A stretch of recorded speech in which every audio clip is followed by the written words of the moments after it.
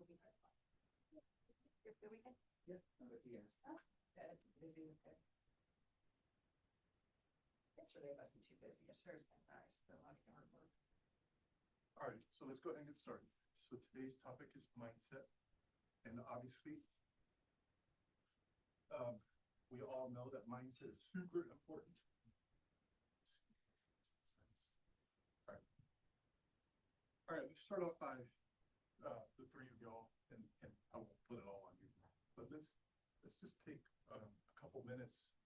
And I know that you come from an education background. I can't remember your background, and I don't think that I know yours.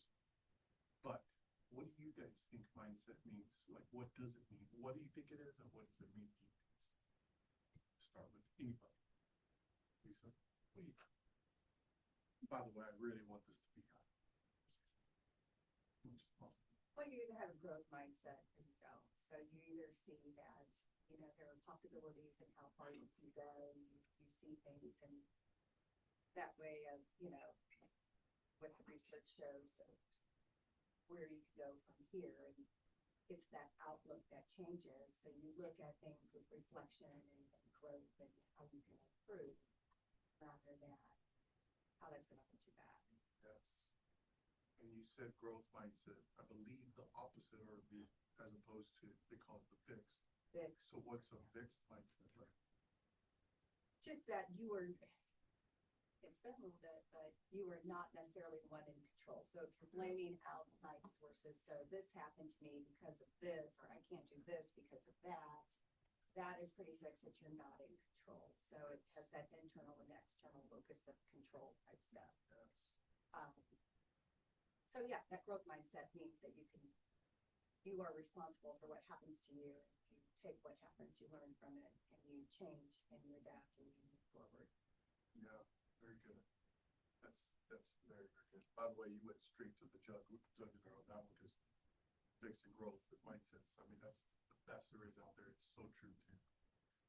We did a lot of studies with Carol. What is it? Yeah. Yeah, and all of that. Pioneer and all that. Oh yeah. Anybody else? I mean, I know that's the science of it, but anybody else? Have you guys noticed anybody with like a negative mindset, or like it doesn't almost matter what they do? It's like, I don't know, or it's not even just negative. It's literally, like she said, it's the way they view things. It's a fixed mindset. You guys ever known anybody like that? Almost like a victim mentality. Oh, 100%. And I think that's what an external locus of control makes you, because it makes you basically have no power. Basically, you're saying everything outside of me is going to victimize me. I know we don't use that language, but it's going to dictate, how big my sphere of influence is, how many leads I can get per day, or how many calls I can make effectively on a day, or even, what my limit is financially. Brandy and I know of an agent, and she wouldn't care if I told you all this, but y'all know her anyway. The first time her and her husband started closing a lot of deals in a year, they bought a tractor, or actually the husband was looking to go buy a tractor because they own land. And she was just like, I don't know, my parents have a really old tractor. How can we have a nice tractor if my parents have an old beat up tractor that they've kept alive, kept going? And he was like, what? And it just brought up a mindset that basically was just like, this is my standard of what I could, anything better, just can't do that. My family, there's all sorts of things behind your mindset. And so obviously you got into this field because something drew you, but also, you saw, I can do that. And I know that I can do that is one thing until you start hitting hurdles and you have like a bad experience with a co-op agent, or agent's a total jerk, or a client just burns you, or whatever it is, then you start to question yourself. But I know that I come from an MMA background, so I wanted to show you a video, and of all people, it happens to be Dana White, the president of UFC. But there's a lot of videos like this. I thought this is not in the curriculum, but I thought this would be a great video to start with. If it'll let me, I don't know, I'll log in. But basically, it shows a mindset. And I want to watch it with you guys, and then we'll talk about it real briefly. there's actually not even that much material today. It's more of a discussion, so it's really about kind of just examining what does make a mindset up. Before I show you this video, I just want to say a couple things. There are three like pillars that make up your mindset. One of them, which is it's not the most important, but it's the most impactful. And I say important because you can totally change this person, but if you don't, it's the one that dominates you, and that is your emotional state. You know, basically how you feel about something. I don't know how you guys view yourselves. I would guess, just from knowing Taylor, guess just from knowing a little bit about you, that we're a little bit more on the introvert, or maybe you're more extrovert. I don't know you, but I don't hear you like walking in the back door. Right. We have some personalities like that. Lisa, you may be in the middle. I don't know.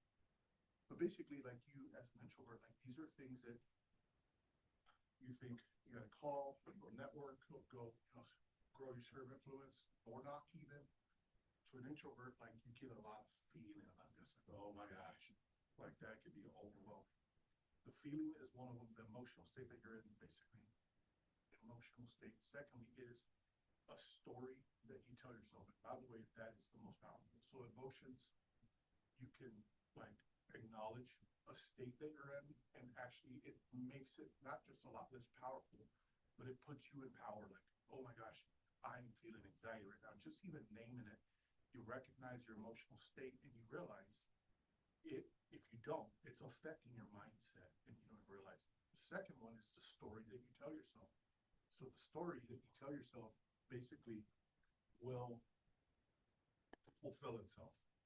If you tell yourself that you're a loser, your entire, not just your life, but your subconscious mind even, will make sure that you are in integrity with the story that you tell yourself.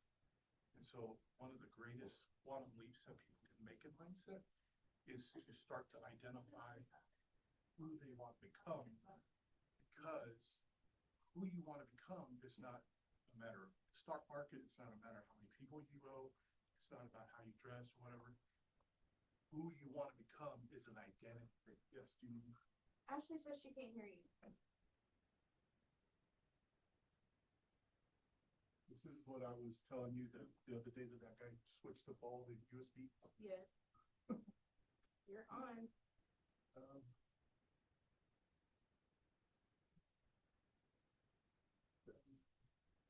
You know them more than I do.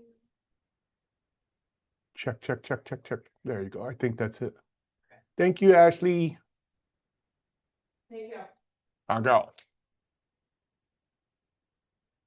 That's better. Thank you. Oh, you're welcome. All right. So the story that you tell yourself. So you will always, as a matter of fact, your brain is filtered to bring you to the point where what you are experiencing matches the story that you tell yourself. So a story that you tell yourself, it's basically an inner dialogue. It's kind of like a picture that you hold as truth about yourself. And I have so many examples, and we won't get into that, but maybe we can have a little bit of dialogue about it.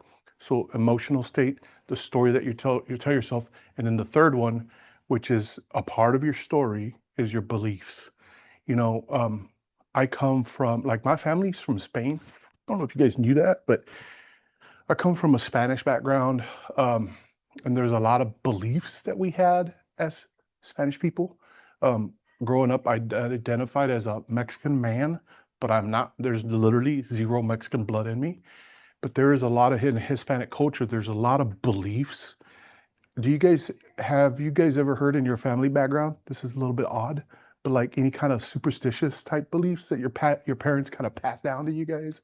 They may be more cultural. There may be more, how to say it, prevalent in different cultures than just a good old American person. But where I come from, like, there's a lot of superstitious stuff and a lot of beliefs that you grow up just thinking, and then you realize this is so dumb, this is so true, and this is so limiting. Here's one, for example. You have to be a very outgoing, boisterous personality to succeed in real estate. That's a belief. Do you have to? Not at all. Not even close. As a matter of fact, a lot of high achievers are introverts, a lot, just as many are extroverts. So these are just beliefs that you have. So part of this exercise with mindset is just taking the time today to taking an hour to just even just stopping and going, wow, what is my emotional state that I'm in all the time? What is the story that I tell myself all the time? And what are the beliefs that are underneath there? I mean, do you really know if you can't succeed?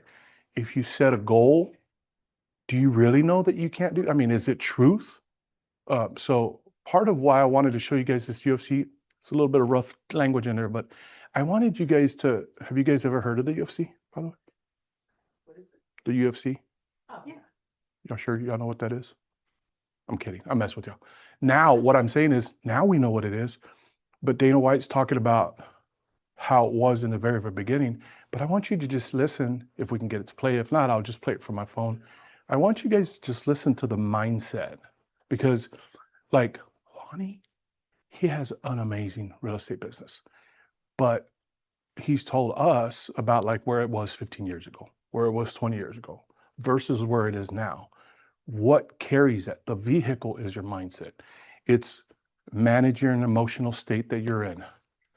Definitely engineering a story that you will tell yourself that actually gets you there, as opposed to a story that keeps you handcuffed. And thirdly, really examining limiting beliefs, things that you think are not only true, your brain, if you tell yourself something over and over, it will really interpret a belief as a law like gravity. It's this is gospel law kind of thing.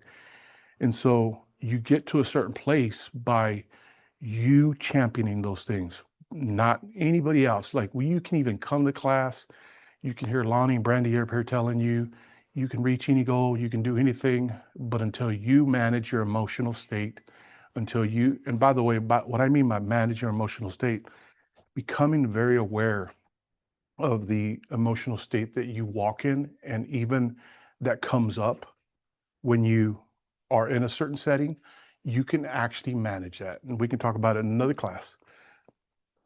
Crafting your own story that is actually it's got you winning, it's got you evolving, it's got you hitting who you need to become.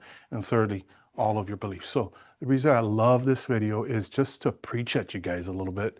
But this is a perfect example because now we know the UFC, now we know Dana White, they just had a freaking event at the White House. I mean, that's as big as you can get. But when you hear the mindset behind it, listen to the emotional state that he was talking in. What emotional state did it require for him to do what you're about to hear? What is the story that you had to tell yourself for Dana White? And what is the beliefs that you had to hold true to do what he just said? I love this kind of stuff. So bear with me, guys. Let me see if I can get this to play.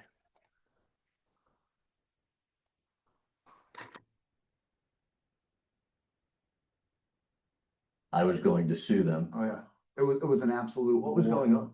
The first 3 years of this company was just, and every day when I came in here, it was war, and that's literally what I did. I'd say, yell on the phone, people think I swear a lot now. You should have heard me the first 3 years of this company. The bottom line is what had happened was the old owner. You know what we bought? We can listen to it. For $2 million. What? The 3 letters UFC and an old wooden octagon. He had stripped this whole thing down. He had stripped it down to keep it alive. He had sold everything off. The DVD rights, all the old library, the video game rights, the merchandise rights. If there was anything worth a penny connected with those 3 letters UFC, he sold it. And as you build a company like this, you build a sports franchise, you build a brand, there's certain things that you need to protect. We didn't even own UFC.com. UFC.com used to be user-friendly computers. Now, the guy that owned that company, he's out there somewhere. He and I used to battle for years. I call this guy and trying to get UFC.com and the numbers that he would come at me with. Thank God we got it done before, everything really took off. But this guy, we battled for you, just stuff like that. you know, all the rights and the trademarks and all the things that you need to build a brand were gone. And I had to go out there and battle and try to get these things back. The other thing was, it had become where this guy hadn't defended anything. To have a brand worth value, you have to have trademarks and you hadn't defended any of that stuff. None of it. So I had to go out, not only get all these rights back and try to get this stuff back into the company, but I had to go out and battle with the people who are stomping all over them. Right. You know what I mean? So it was, I got into this thing. Me and Frank runs all of us. We got into this thing going, this is gonna be so much fun. We're gonna be in the fight business. You There's know, a story, we'll he's be telling friends himself. with all the fighters. It'll be so cool, and we'll build this thing up. Everybody will make lots of money. You know, we'll take care of all the fighters. These guys are gonna be so happy being with us. And then you get into it, and it's nothing is ever what you think it's gonna be. So you met with the Nevada and New Jersey athletic commissions to create a set of unified rules that would be essentially accepted everywhere for the UFC and the sport. You know, went after mainstream sponsors. You met with the cable operators to get the UFC back on pay-per-view. How about the most challenging part of essentially trying to create a sport? Yeah, it was all challenging. Everything that you just said, it was all challenging. The hardest part was, you know, now when I pick up the phone and the UFC is calling, people want to answer. Back then, you have no idea. I mean, I had to fly to places and literally had to wait outside people's offices for them to come out and grab Door knocking. because they wouldn't meet with me. You know, they didn't want anything to do with the UFC. They didn't even want to waste 5 minutes of their time to talk about the UFC or meet with me. So I'm not kidding you. I would literally go, for instance, and he hates when I tell this story, but it is what it is. Guy that used to run in-demand pay-per-view, name is Marshall Zelaznik.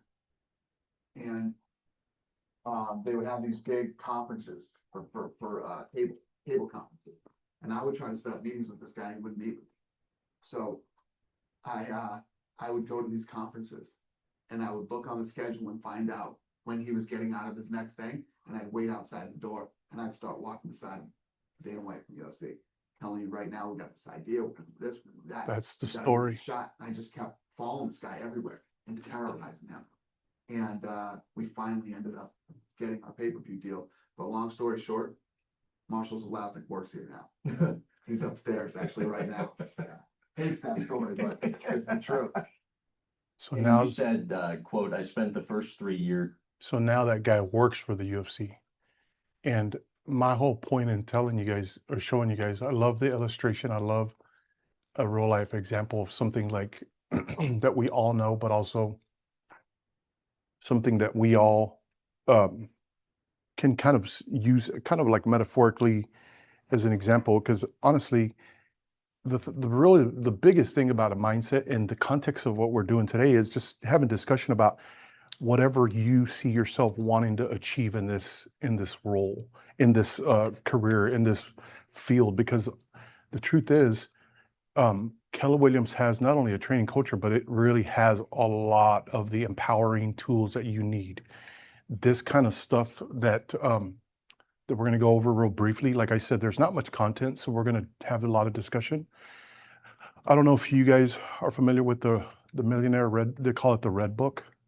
It's written by Gary Keller, and it wasn't just like he put a bunch of raw stuff in there.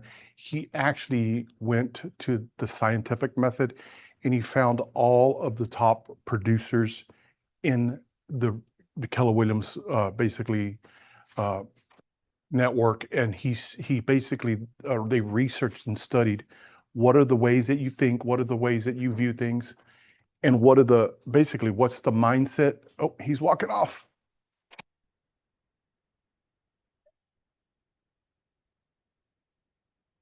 Oh.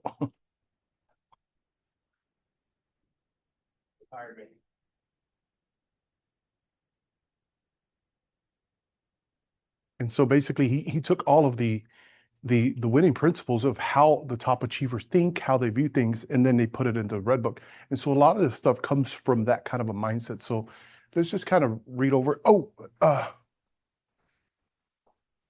could you do me a favor? Yeah. Could you bring me, I actually printed off, yes, I forgot all about it. So, here's something just as an intro for mindset. Real estate is a wonderful career opportunity for those who are willing to put in the effort. And by effort, it doesn't just mean, making sales call or whatever. A lot of the real estate field, it really is like an incredible field and career that is so unique in so many ways.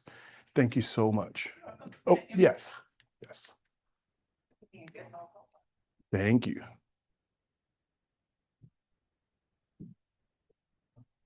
Thank you. But the effort, it's also internal so that you can unlock parts inside of you that are not just capabilities, but the effort to grow and add on skills, add on things that you need. The rewards are great. Instead of wondering whether you can succeed in real estate, ask, why not me?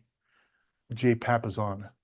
So Jay Papasan is the co-author with Gary Keller in the book I was just telling you guys on. So let's get right into it. How many of you guys joined real estate because of the freedom and flexibility? Yes, this is huge.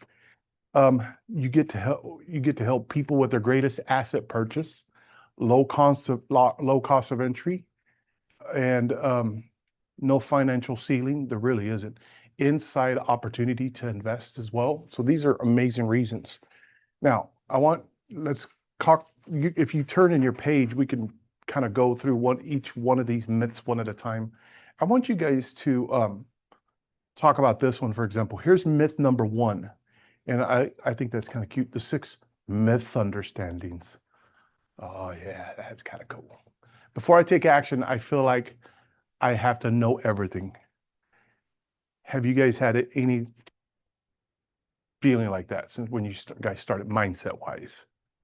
What do you think is behind that? Like, by the way, not just you, but why do you think we tend to think that? So we don't feel like uneducated when we're talking to customers or clients, I should say, and just feel like we know what we're doing, so we feel comfortable with when we're talking. Yeah, absolutely. How about your real estate license test? Remember all the questions in there? You realize there is a lot of heavy regulation in this area. There's fines and fees, and some of the language in the test and the study materials about not getting sued. I remember y'all see Brandy in there. She walks around confident. She coaches agents. She has launched a lot of agents, literally probably over 100 or so in the last 9, 10 years that went from a whole different career to fully high producing. And I remember the first contract she had, it was this one, what you just said. She was just like, oh my gosh, I don't even know what am I doing? I mean, she literally cried. She was like, I don't want to get sued. And then her coach was like, you're not going to get sued. Like it's not. And part of this is a mindset that'll make you hesitate and keep you from even just taking any kind of steps. And the truth is, the longer you've doing it, how long have you been doing it? Almost 6 years. Would you agree with that? Like you'll never know everything. Like every year you just learn oh my gosh, you hear something and you're like, why haven't I ever heard this before? And Learning the whole career. And the truth is, Lonnie will tell you the same thing. And Lonnie's an OG like no other. He'll tell you, you learn stuff every single day. So Contracts change every year. yes, You'll never be ahead. yes. And the cool thing about this, identifying this mindset, and again, this is one of those beliefs inside of you that causes all sorts of feelings, like you were saying. And it also causes you to kind of tell a little story like, that works for that person, or that person has the right personality, but not for me. That's a story that you tell yourself because I'm not ready. When I get ready, like I remember, this is a true story, and this is not a criticism, but we've taught mindset for probably 25 years. I had a consulting business for 14 years. I consulted companies, hospitals. I helped the Menorah Medical Jewish, the hospital there, consulted all their doctors, all this kind of stuff. Mindset's been important to us for a long time. I am a software engineer. I've developed AI for a long time, probably 15 years I've been coding. And so mindset has been my biggest key, but I will tell you guys this, from where I come from, we knew about the importance of mindset, not that I've even mastered it. Trust me, all I have to master things that trigger me or my story, all these kinds of things. But when we first started, there was a class in our coaching. It's called Ignite. I don't know if you guys have been through it. We may do it here, but I think it's turned into this. Ignite evolved into rookie real estate. And there was a guy that we thought, man, that guy is so good. Like he's loving, he's smart, he's got a big sphere of influence. And the first thing he told us was he said, yeah, my friend told me it takes about 9 to 10 months to even just get your first lead. And Brandy and I were like, what? That's a long time. Yeah, so realistically, it can take you 9 months to a year to even close your first deal.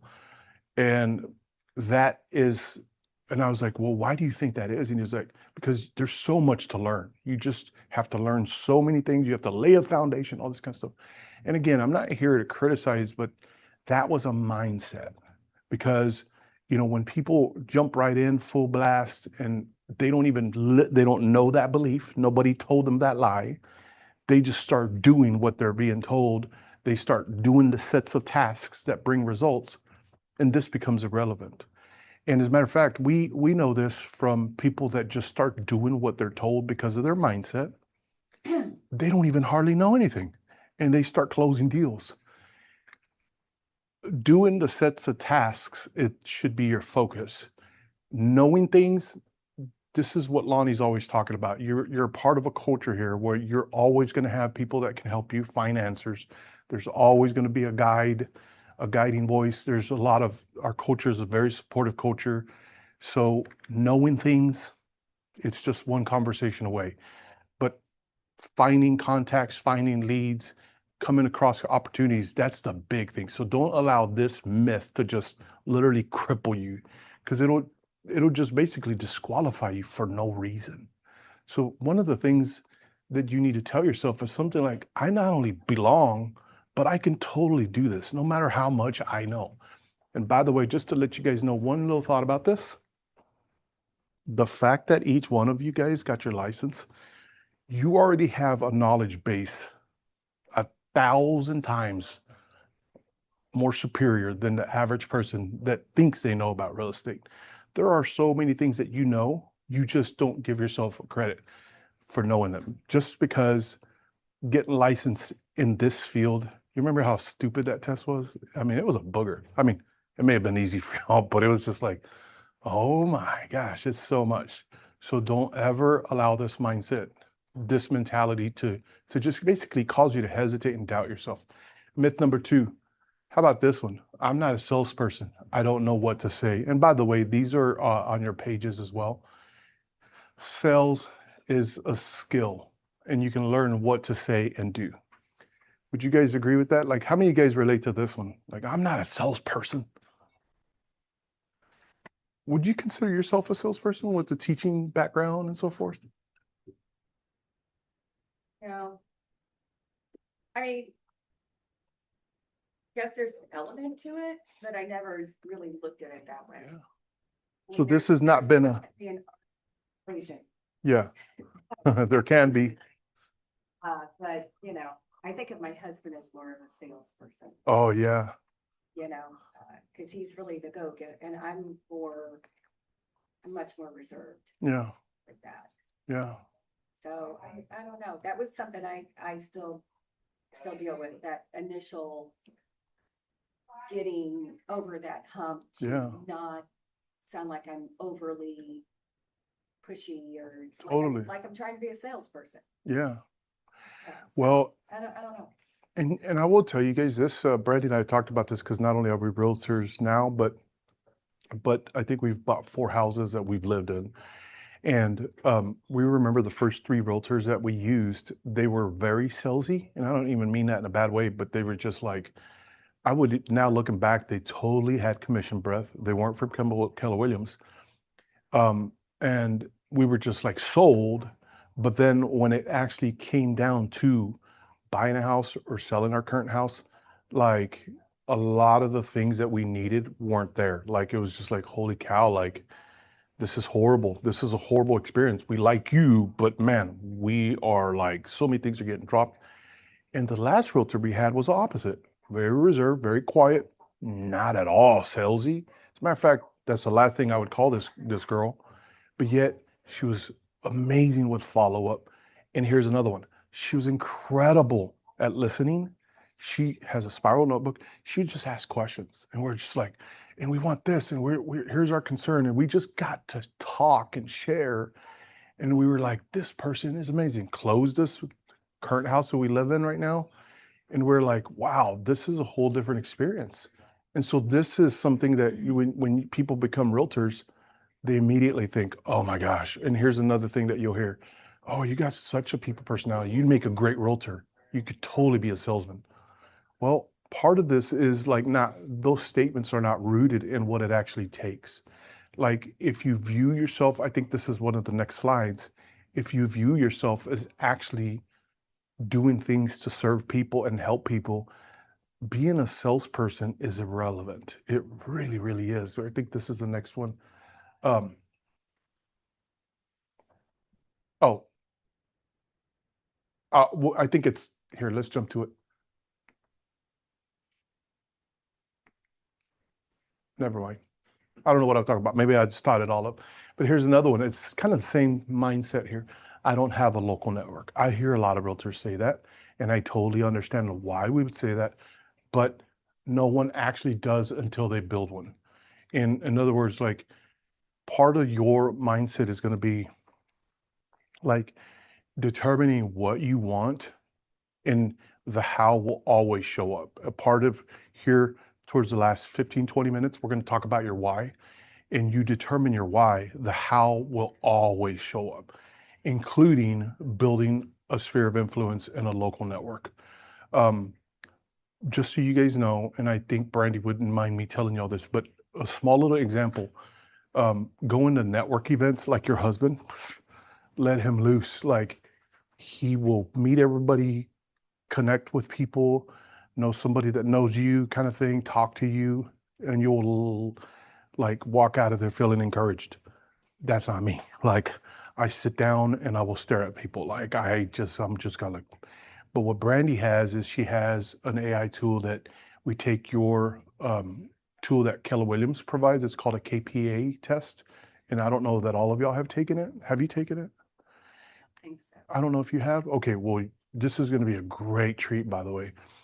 So it's KPA is a tool that Keller Williams has, and it's a personal behavior assessment tool. It's one of the best that's out there. When you take it, I think you took it, Melissa, didn't you? I want to say you. Took the COAC. Is it on command? Oh, yeah. No, I have to. It's a KPA. It's a website. I have to sign you up, and then you get an email, and then you take. It's an assessment. It's an online assessment test, and then here's what's so cool. So it really is one of the best ones on there. I mean, I built assessment tests for about 12 years for companies on the software side. This thing is really, really good. As a matter of fact, when you go through the results, you're going to be like, how did it know that about me? Like that kind of thing.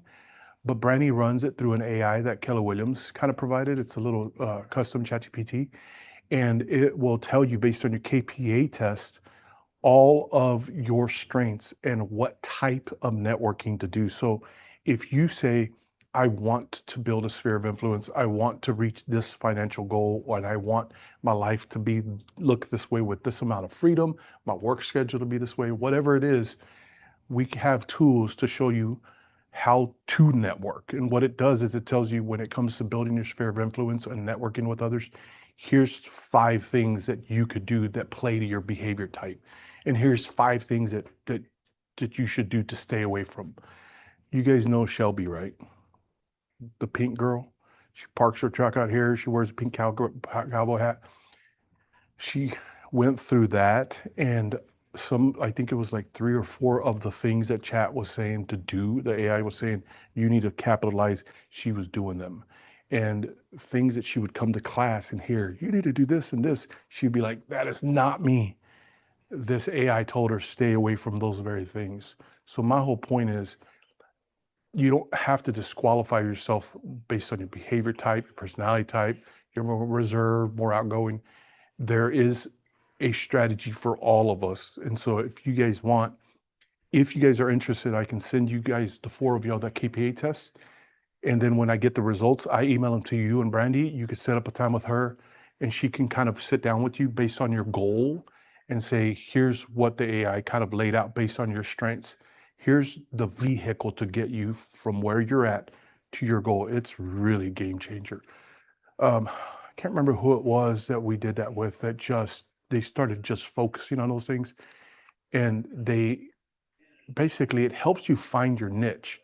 So this myth right here is huge, because if you think about it, your database is your everything. It's your bank in this field. Well, networking is huge. So make sure that you discover what types of things you can do based on your strengths. Here's the fourth one. If I ask people for business, I will annoy them. This is the one I was saying. I couldn't remember it. If you help people solve problems, they will be grateful. This is huge, huge. And I would even say this is the biggest thing. If you reframe real estate from sales to helping people solve problems, and by the way, some of those problems may not even be real estate based. Some of you girls that have closed deals, you've, I think, closed one or two already or whatever. Would you agree some of the stuff, you're kind of like a coach? You're a little bit of a therapist. You're a little bit of a marriage liaison. You're also a little bit of a visionary. You're also a networker. You're a janitor. I know Trisha Henson power washes decks. Who would have ever thought? Like, the truth is, you can identify the types of problems that you can actually solve for people. And when it comes to real estate, there are a lot of different things that, if you just become really, really, really good at listening and helping people solve problems. So, Melissa, I heard you say, how do you relate to this one? Tell us. Anything you want to say? I was thinking earlier that, like, I don't sell real estate, I sell relationship, so my whole thing is I want to have a relationship with people. So I'm not for really high volume at this point because I'm more emotional and I don't like to be very salesy. But just that, for instance, I joined a home group about, I guess maybe 6 or 7 months ago. And there's like 4 realtors in there, so I'm like, and instead of looking at, it's not like a competition, but I'm like, well, there's already realtors here. I can have the mindset that said, I'm not gonna encroach on that, or they're already here with this, but there was a couple that was looking for a house and I said, well, what are you looking for? I said, why don't you tell all the realtors in the group? I just threw it out there, like, tell us all what you're looking for. And let us, send it out to our companies or whatever. So the wife tells me, and then I kind of like, okay, and I kind of formulate what she's looking for. And then I posted on Keller Williams, and I was like, because we may have something in the office, there might be something off market. And then just recently, all of a sudden, I threw him a couple houses, and then next thing you know, we're out showing houses. So it wasn't like I wasn't trying to take from anybody else, and it wasn't annoying to them. It was a way like, how can we serve you? And it could be any one of us, because my thing is like, whoever comes with the first, kind of, I guess it would be like a bold move maybe. I haven't even taken bold, but that's what I kind of felt like when I did it. I was just kind of like, hey, I'll just put it out there and see what happens, Yeah. but I do it more by relationship. It's more built on friendship for me. So Yeah. Anybody else? That's really good, Melissa. Anybody else? What do y'all think? What do y'all think about that myth? I will annoy them. you will annoy some people. Maybe. Salespeople do. But I will tell you just a little thing You about get- this particular myth, and even this statement that, by the way, it is true. I mean, I totally believe this is true. If you help people solve problems, and that is just to become, and again, this is one of those stories of how you frame yourself. If you look at it like, should I speak up right now as a salesperson? You probably were going to be like, everything inside of you be like, that's not who you are. Don't violate who you are, kind of thing. But if you look at it, these two statements that you can believe and tell within your story, number one, I am sensitive to other people's needs and I listen for needs. Like, that lady needed something. Secondly, I help, what the statement say, I help solve problems. I listen for needs and I help solve problems. I mean, that is not coming from a sales perspective. That's coming from a serving, like, how can I serve you? And honestly, like, we all know the feeling when you walk into like Micro Center or some, it used to be Sears, all these companies, and the salesperson just approaches you. Can I help you? Oh, we're just looking for TVs. Well, we got this, we got that. It's like, hold up, you haven't even heard what we're looking for. Like, but if somebody approaches you and says, can I just discover like what you need or what it is you're trying to solve, you know, viewing like these are the types of things that just reframing things, even just not calling yourself a salesperson, even though you are a practical need. You listen for needs and you are a practical problem solver.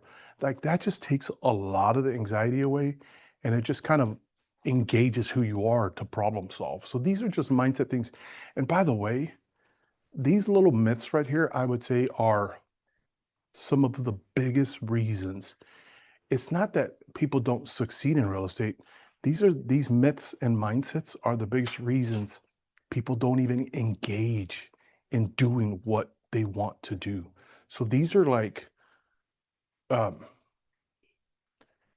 are like mind games that can happen. And so this is why I love the fact that they're laid out right here so that we can just kind of proactively attack them, make sure that's not happening to you. Here's another one. I won't get hired because everyone has an agent. Ain't that funny? It's kind of like a myth right there. And I'm not saying that beat everybody else out, but if you have that mindset, you're not even going to ask them for their needs. And here's another thing, and this may happen more and more, but it happens less and less if you become aware. But we've heard so many stories. It's happened to us a couple times where we've gone to dinner with some friends, and then we see 3 weeks later or a month later they're buying a house with another one of our realtor friends. We're like, what the heck? And they said, oh, we were something like, I was just talking to them and they said, how are you doing with your house searching, or is there anything I can help you with? They just approach us to help us solve a problem. And here we were like all like, nervous to bring it up or whatever. So we kind of just removed that mindset out of the way and just looked at it as, can I help you solve problems? Because the truth is, you won't know until you ask. Will you annoy some people? Maybe. But the truth is, you won't know until you ask, you know. You know, there's one guy I sold his house, and then he was looking for an investment property, and I was like, that's just not my wheelhouse. I was like, just go with my blessing. And he did, and he bought something downtown, whatever. And then he came back. He was like, I'm looking for this and wanted to purchase another one. And I said, okay. And that is in my wheelhouse. Purchase another one, Yeah. So you can't, you have to remember, you can't win them all. Yes. You're gonna annoy some people, and some people are really gonna love you, Yes. and And just so you go, by the way, that brings up a great point that you just said without even realizing is that a lot of these statements are like, what do you say in these kinds of situations, like to overcome these? There is a lot of what we call in the Keller Williams world, in the sales world, they call it scripts. So there are a ton of scripts. And a script is basically like a pre-crafted statement or even a phrase, but it's typically a statement or two. They're already thought out and they're objection handling scripts. So basically, when somebody hits you with an objection, like, um, somebody says, well, I kind of already have an agent, but I don't know if I want to use them or who I'm going to go with. There is a script for everything. And so this is something that if you guys ever hear Brandy talk about a scripts class or anything of the sorts, there are scripts that you can also find and download in your Keller Williams command. When you log in on the top left, there's a thing called Connect. When you go into Connect, you can just type in scripts, buyer scripts, seller scripts, for sale by owner scripts. There's scripts for everything.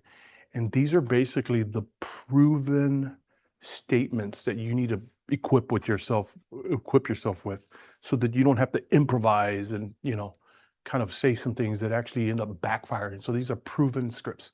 Here's myth number 6. I'll figure the business stuff out later. What do you guys think that means? Well, let's look at the truth. If you figure it out sooner, you're a thank yourself later. What do you guys think that means? Any thoughts? Ugh, that's it. And I think part of the thing that Keller Williams provides is that we really like um and this is not just us, but just as a culture nationwide, like as a company, like training and equipping people with mindset stuff, all these types of tools, whether it's a profit share, whether it's a profit loss statement, or whatever kind of training, like we try to put these things in front of all of our agents just to create learning culture, a learning based culture. Like none of us have to know it all. And one of the obstacles that come with this is when you're new to this field, it's kind of a humbling thing because like there's people that come from a lot of success and then they join this space and then they're just kind of like, I already know this, I already know that. And it is a humble, it's kind of like having to admit you don't know stuff. So at the end of the day, um, throw yourself at the training and just make sure that you give yourself a chance to learn everything. It was new for everybody. It was new for Lonnie when he first started. It was new for Brandy when she first started. All right, let's get into this. So let's switch gears real quickly. Finding your big why. Anybody want to tell me why a big why is important?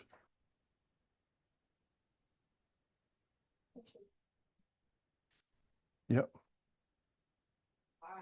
It's like basic what you're doing. Yes. Good job, Taylor. Yes. Anybody else? Melissa? Your motivation, Yeah. doing what you're wanting to do. Yep. What do you think, Melissa or Lisa? It's your motivation, why you do what you do and what you want your end outcome to eventually be. That's right. That's it. You know your why, it'll motivate you. You don't wanna do something you don't want, like, you don't wanna do something that you don't have a reason to do it, and nobody wants to do that. Yeah. Well, in the context of this class, I want to say this statement because I think it's a very important, not just a statement, but I think it's an important step, especially towards the beginning of your career, and that is to really, really pause and do something that very, very few people do, and that is to pause and slow down enough to take inventory about what is going on inside of you. Like, don't just set goals and get into this career because it's cool, because you want to make the money, all these kinds of things. Go deeper than that and actually connect to what there is a core something inside of you. And the reason that is important is because when you connect to your why, they call it the why, the what, and the when, and the how.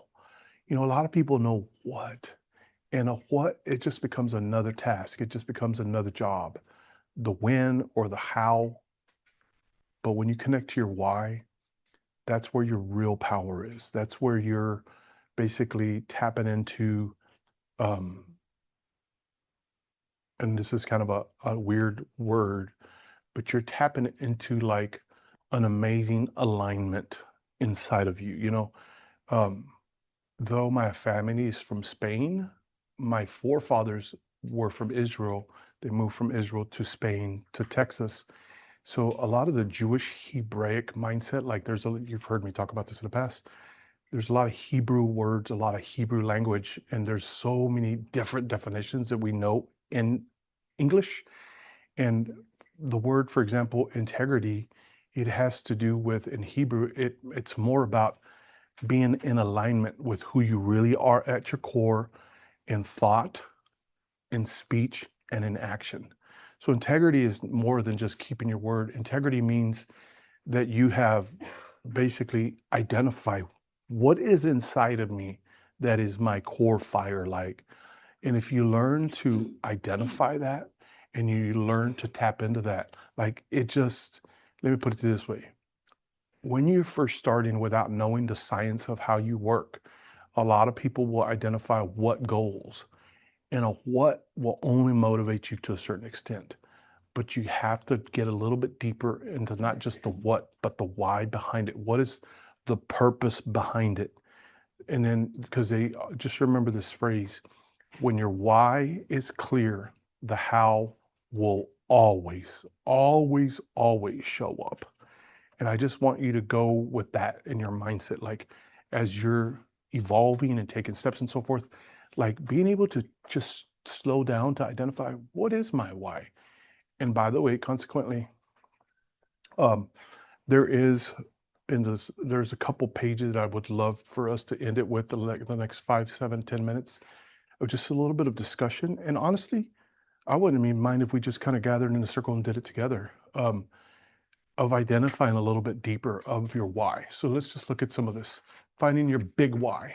Oh, I think that was it. Let me grab the paperwork.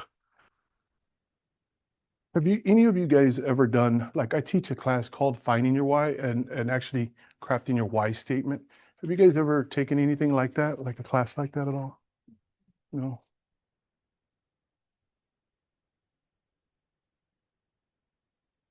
So you guys turn to this page. So, and while you're there, let me read you the previous page. I just want y'all to listen. It says, a big why is about having a purpose, a mission, or a need that in turn gives you focus. A why basically, it's like identifying a core mission that you're on, and it makes it a priority. It makes it like a lot of individuals, we just don't slow down enough to find what it is your mission, or you could even say your calling. But I'll tell you, part of the reason is this is not taught in schools, it's not taught in college, it's not even taught in most business settings. But this is the kind of stuff that, in all reality, in the last probably 50, 60 years, there's been a lot of literature that's come out about this because this is the biggest key to what makes people, basically um, excel to the highest level. Can anybody tell me what a reticular activating system is? I know you've heard me say this, but anybody? They call it a RAS, reticular activating system. Does anybody know what that is?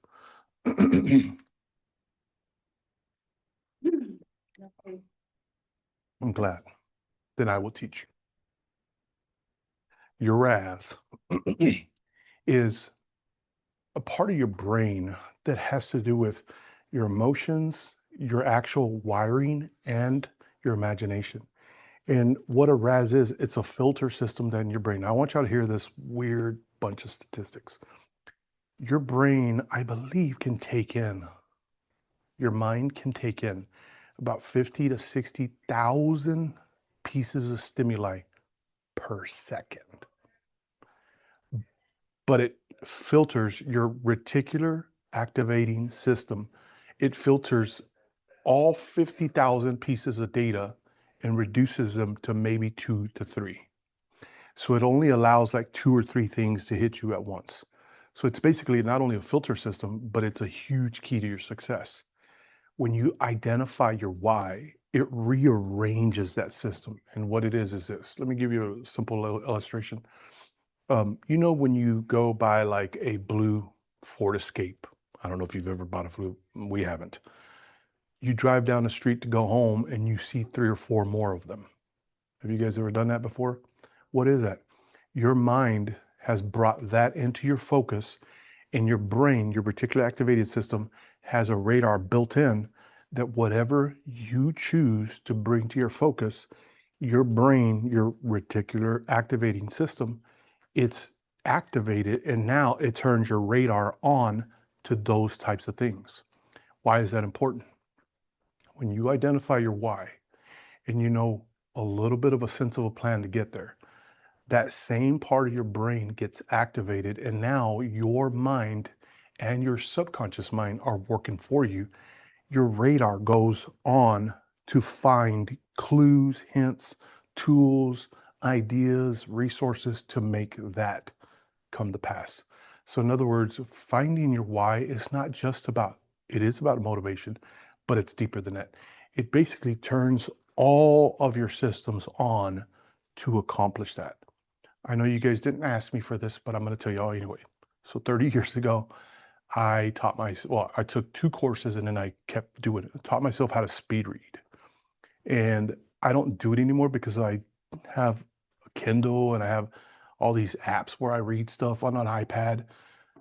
But I got to a place where I could speed read probably a book of about 300 pages, probably in about 6 minutes. And I know that sounds wacky and I know it's hard to believe, but speed reading is a real thing. And I tell you all that to say, one of the biggest keys to speed reading is they teach you to activate your reticular activating system with a couple of questions. What do I want to get out of this book? And what truths do I want to stand out to me? And it's amazing when you identify internally, that radar inside of you finds it. You take the book, you read the back, the front, the back, you go through the table of contents, you go through all the headings, the bold, the titles, you skim through, your brain's already building a framework, and that takes 60 seconds. And then you learn to read a sentence at a time, and then you couple sentences together, words together, like United States of America. When you see that on the dollar bill, you don't see that as United States of America. Your brain has trained itself to read that as almost like one word. You train your brain to read entire sentences as a word. Then you get to a place after about 3 or 4 years, if you do it, you can read a paragraph almost like a word. Then you get to a place where it's almost like a page. And then you get to this place where we are taught in school to read everything phonetically, like articulating every syllable. Well, the problem with that is it uses the auditory part of your brain, and you limit yourself to how quickly you can say something. With speed reading, because you turned on your reticular activating system, you use only your visual. And so your visual has 10,000 different capabilities than enunciating everything.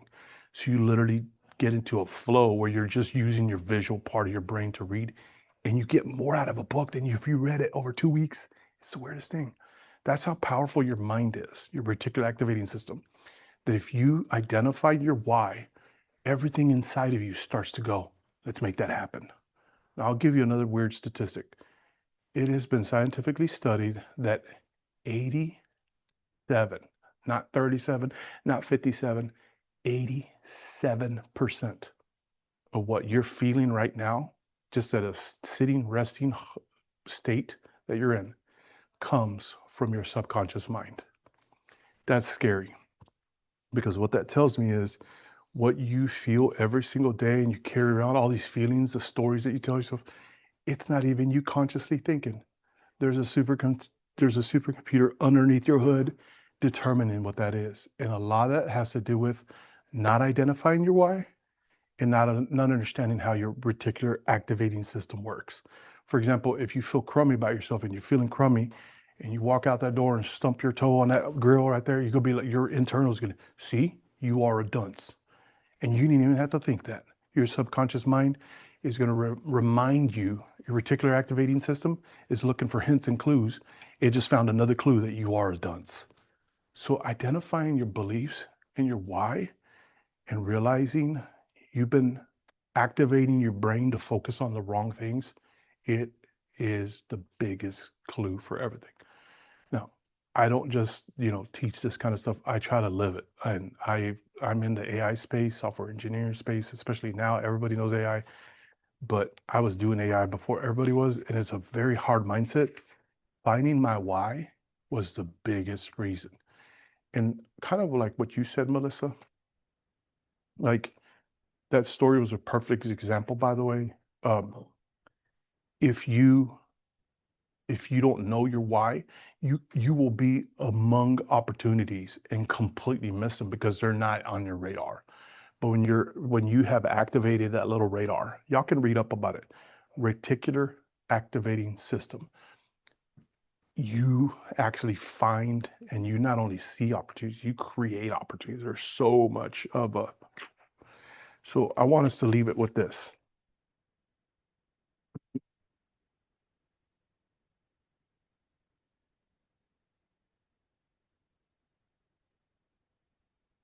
Um, I know I told y'all we were going to discuss more, but I wanted to make sure, if y'all don't feel like talking, it's going to say, no, I'm going to talk more. But I wanted to make sure that we actually got to the point where um, I wanted to make sure that I told you guys about the reticular activating system, because I think a lot of times, like, we are a like a, thank you, Lisa. We are, as a culture, like real easy. You go through education, you get a job, you get a career, you get trained in your job. A lot of times we don't stop to really break free from, you're welcome, thank you, to break free from the system of what we're in and just take inventory. What is my why? So if you look at this kind of thing, they call it the 4 or 5 whys. You can say, like, you can start off with, what is your financial goal, for example? And you just start asking yourself, why? Because I want my family to be in a better, but why? Because I want my kids. Why? Because I feel like as a dad, as a husband, why? Because I want to make sure that all my potential gets used to make my family's life better. That kind of thing. Dig really, really deep and then just write down that phrase, write down, that's not the whole class, but that's the majority of it. It's just identifying not only your why, but also just digging way deeper in there so that you can like touch, get down to your core. So I just realized I have been talking a lot, but what do you guys think about that kind of stuff? Let me take a drink of water. What do you guys think? We should be wrapping it up in 2 minutes, but what do y'all think about that? Finding your why. I know I'm all jacked up on Mountain Dew here, but no, it's just water. What do you guys think? I think it evidently helps you understand like what you're doing for this. I feel like you should have a purpose with what you're doing. And obviously That's exactly right. you can't really say it, like you know in your mind, like you have a reason that you're doing it. Everybody has a reason to do something.